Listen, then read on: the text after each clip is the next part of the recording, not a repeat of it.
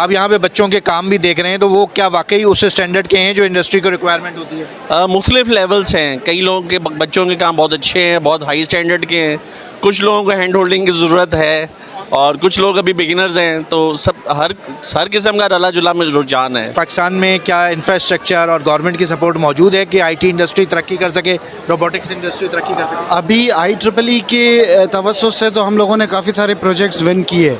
Government में चूँकि अभी हम लोगों ने मैंने सोचा तो है कि अब बच्चों के थ्रू अप्लाई करवाऊँ अपने बच्चों को, और इंशाल्लाह इसका फिर अब देखेंगे कि अब गवर्नमेंट हमें क्या सपोर्ट कर सकती है इसमें। पाकिस्तान के अंदर मौजूद है, लेकिन सबकी सोच का मसला है। सब पैसों के पीछे भाग रहे हैं।